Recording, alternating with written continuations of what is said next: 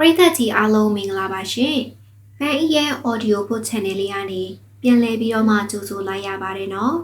။ဒီတစ်ခါမှာတော့ကျောင်းစင်းခေါင်းလောင်းတန်ဆိုတဲ့ရင်ခုန်စိတ်လှုပ်ရှားစရာဝတ္ထုကောင်းလေးတစ်အုပ်ကိုစိတ်ဝင်စားဖွယ်တင်ဆက်ပေးတော့မှာဖြစ်လို့လေအဆုံးထိလိုက်ပါခံစားနားဆင်ပေးကြပါဦးနော်။ဒါဆိုရင်တော့ intro လေးပြီးသွားရင်စလိုက်ကြရအောင်ပါရှင်။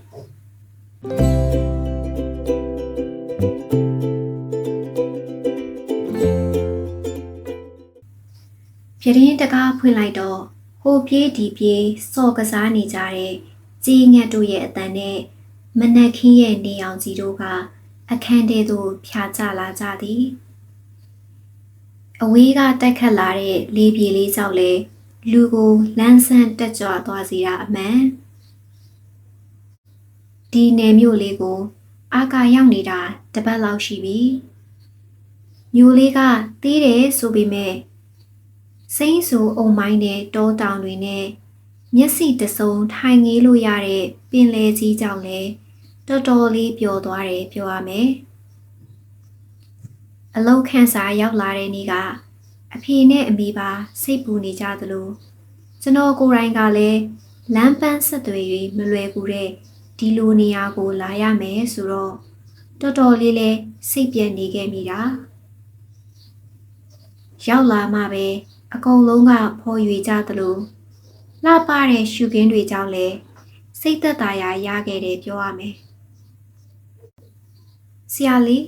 နိုးနေပြီလားဗျဟုတ်တယ်ဗျညကမိုးနေဤတော့အစောကြီးအိယာဝင်လိုက်တာ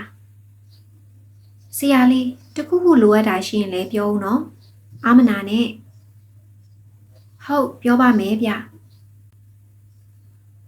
ကျွန်တော်အင်ရှိဝရန်တာမှာရက်ရင်ဟိုငေးဒီငေးနေတော့တစ်ဖက်ခြမ်းကကိုလေးမြင့်ကလမ်းနှုတ်ဆက်တာကိုလေးမြင့်တို့ကစိုက်ပျိုးရေးလုပ်တာ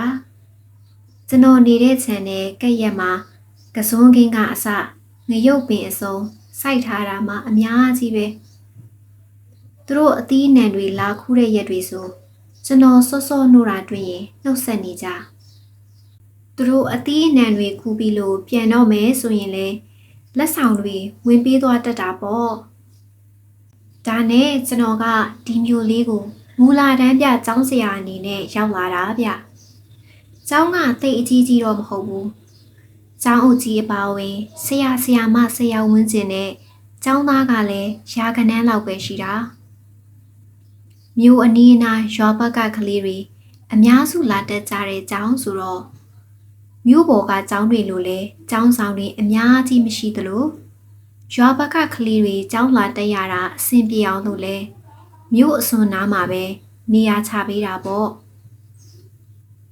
ကျွန်တော်နေတဲ့လိုင်းကန်လေးကလည်းစောက်ထားတာမကြသေးဘူးတထက်တိုက်ပုံစံ၄ခန်းတွဲလေးစောက်ထားပေးတာကျွန်တော်တို့လိုတနေ့တကြီးကနေလာရောက်တာဝန်ထမ်းဆောင်တဲ့ဝန်ထမ်းတွေအတွက်မြို့ထဲနဲ့လှမ်းနေဆိုပေမဲ့အိမ်ငါးစီးတက်တာသလိုကျောင်းနဲ့နေတော့လေအလုတ်စင်းရပိုးစင်ပြေတာပေါ့ဆရာအာကာကြီးဆရာလေးမနှက်စာစားရအောင်တစ်ဖက်ခြမ်းကကိုလေးမြင့်ရဲ့စိုက်ခင်းတွေနဲ့အဝေးကမှိန်ပြပြတောင်စင်တောင်တန်းကြီးတွေကိုငေးရင်ဟိုဟိုတီတီတွေးတောနေတော့တစ်ဖက်ခန်းကဆရာမအေးတီတာရဲ့ခေါ်တန်းကြောင့်အတွေ့စပြတ်သွားရတယ်ဟုတ်ဆရာမလာပါပြီဗျဒီဟိုစားရောက်ကလေးကစားရေးတောက်ရေးအတွက်ဆရာမအေးတီတာကအကူအညီပေးနေလို့အဆင်ပြေနေတာလို့ပြောရမယ်အဖေနဲ့မိကလည်းကျွန်တော်အုပ်ထိန်းသူဖြစ်နေသူ့ကိုအကုန်အပ်ခဲ့တာလို့ပြောရမယ်တကယ်တော့အဖေနဲ့အမေကကျွန်တော်ကိုဝန်တန်းမလုပ်စေချင်ဘူးပူစာလွန်းလို့သာလိုက်လျောခဲ့ကြတာဒါကြောင့်လေသူတို့ရဲ့သားအငယ်ဆုံးလေးတနေ့တကြီးမှာအဆအဆအရာရာအဆင်ပြေစေဖို့အတွက်သူတို့ကိုယ်တိုင်လိုက်ပိုးပြီးနေရေးစားရေးအကုန်လုံးစီစဉ်ပေးခဲ့ကြတာဆီယာမအေးတီတာကကျွန်တော်တင်တဲ့၄တန်းရဲ့အတန်းမိုင်ဆီယာမကျွန်တော်လိုပဲစာသင်တာဝါသနာပါလွန်းလို့ဒီမြို့ကိုရောက်လာတာပေါ့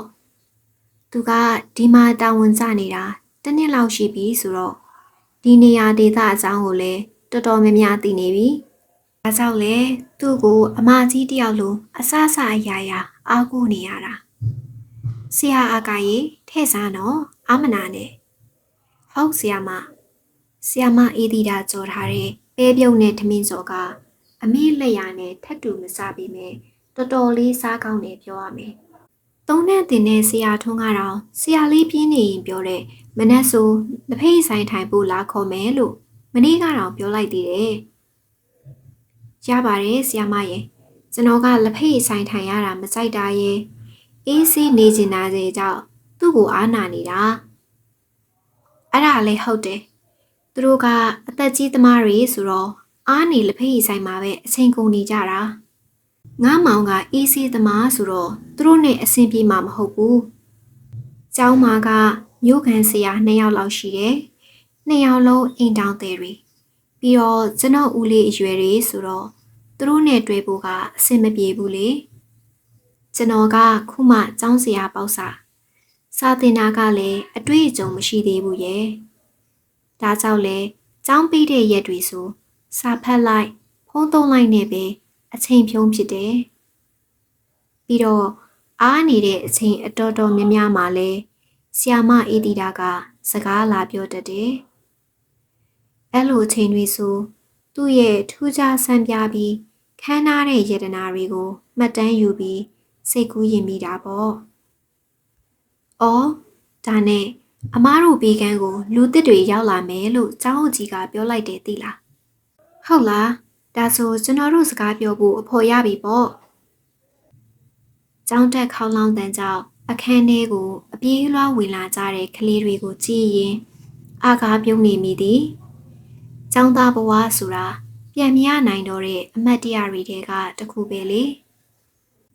မနေ့ကဆရာချက်ခိုင်းလိုက်တဲ့ vocabulary တွေချက်လာခဲ့ကြလားကလေးတို့အားလုံးအတန်ကတိုးနေတယ်လို့ပဲနော်ဖိုင်လင်းခန့်ဒါဆရာပေးလိုက်တဲ့စာတွေချက်လာခဲ့လားဟုတ်ဆရာကြီး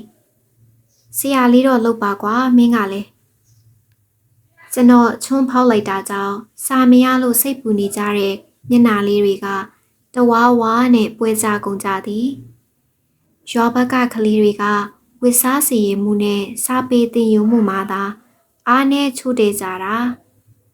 စိတ်ရင်းကောင်းပြီးရိုးသားတာကြတော့ညင်းမရပဲကဲကြော်နိုင် WALK walk ရဲ့အဓိပ္ပာယ်ကဘာလဲလမ်းလျှောက်တာပါဆရာလေးအဲဆိုအလုပ်လုပ်တာကိုရောဘယ်လိုပြောလဲWORK walk ပါဆရာကဲ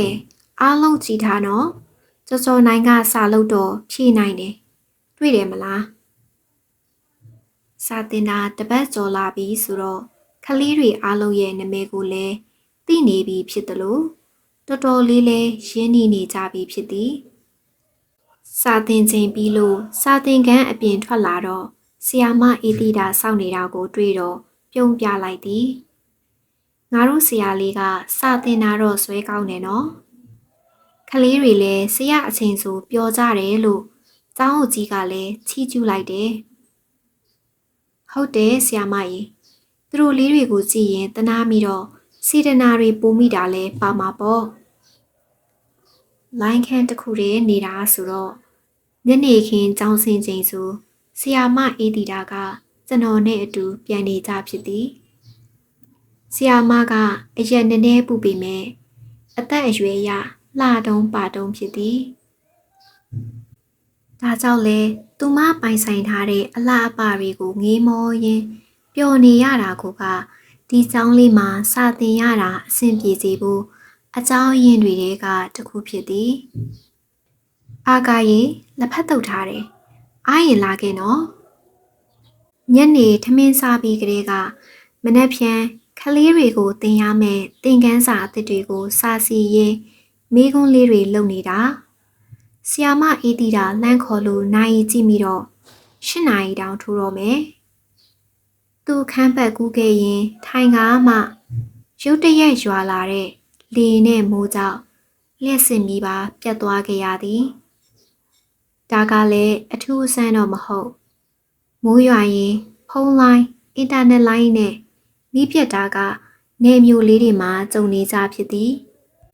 အာကာရေဖုံးပိုင်ရင်မီးလေးပြပါဦးမီးအိမ်ကအားသွေးဖို့မိနေတာဖျောင်းနိုင်တဲ့မီးချစ်သွားယူမှရတော့မယ်ကျောင်းဖွင့်တဲ့ရက်တွေဆိုကျောင်းမှာပဲအချိန်ကုန်ရတာများတော့လျှက်စစ်ပစ္စည်းတွေအားသွင်းရတာထမင်းချက်ရတာကအစကျောင်းကပြန်ရောက်လာမှပဲအပြေးအလွှာလုပ်ရသည်ဒါကလည်းဝန်ထမ်းတွေရဲ့ဘဝလို့ပြောရမလားအခုလဲဒေါ်အေးတီတာနောက်ကနေမီးပြပေးရင်သူကရုတ်တရက်ရက်လိုက်တော့ဝင်တိုးမိသည်ဒီမျိုးလေးကိုစားရောက်ကလေးကအရေးတကြီးကြီးနဲ့ငေးမောရင်စိတ်ကူးရင်ခဲ့ရတဲ့ယတနာတိုက်ကို